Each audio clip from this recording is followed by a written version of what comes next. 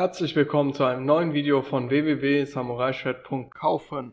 Heute sprechen wir über dieses Katana hier. Das habe ich selbst geschmiedet und ich erzähle euch von meinen Erfahrungen.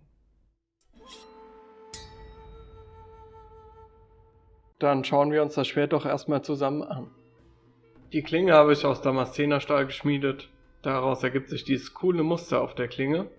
Wie dieses Muster entsteht, könnt ihr genauso wie viele andere nützliche Informationen auf unserer Homepage nachlesen.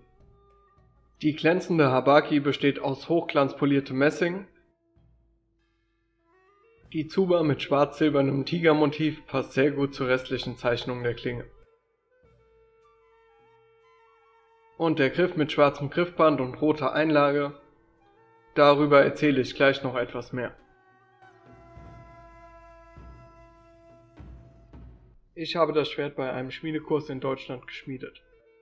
5 Tage lang, 8 Stunden am Tag ging dieser Kurs. Ich hatte vorher keinerlei handwerklichen Erfahrungen. Für mich war der Kurs sehr anstrengend, aber er hat auch richtig Spaß gemacht. Und schon nach einer Woche hatte ich mein erstes, eigenes, selbst geschmiedetes Schwert in der Hand.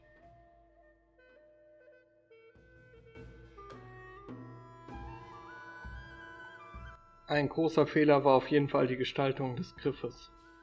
Ich wollte ein rotes Muster einarbeiten. Dafür hatte ich gefärbtes Holz zur Verfügung, das normalerweise beim Messerbau verwendet wird.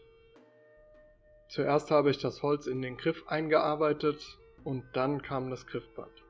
Das Band hatte auf dem glatten Holz überhaupt keinen Halt. Ich habe die Wirkung der Samen, die an dieser Stelle normalerweise verwendet wird, sehr unterschätzt. Um das Ganze dann doch noch irgendwie stabil hinzubekommen, habe ich eine inverse Katate Maki Griffwicklung vorgenommen, also Rauten in der Mitte und einfache Wicklungen an den Griffenden. Dafür musste ich die Mekugi dann aber mit einwickeln. Alles in allem war die kreative Gestaltung des Griffes keine besonders gute Idee. Ein weiteres auffälliges Element ist die Gestaltung der Spitze.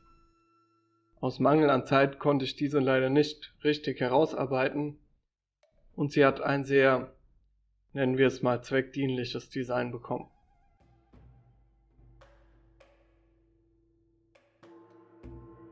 Ich bin komplett ohne handwerkliches Können in den Kurs gegangen.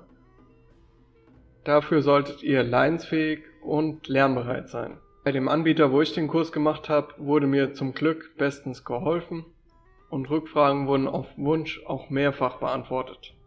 Die hatten wirklich Geduld und haben sich Zeit für alles genommen. Mein Tipp an euch wäre deswegen, auf jeden Fall zu einem Anbieter zu gehen, wo ihr eng betreut werdet. Wenn ihr handwerkliches Können und Vorkenntnisse mitbringt, umso besser, dann wird euch das Ganze wesentlich leichter fallen.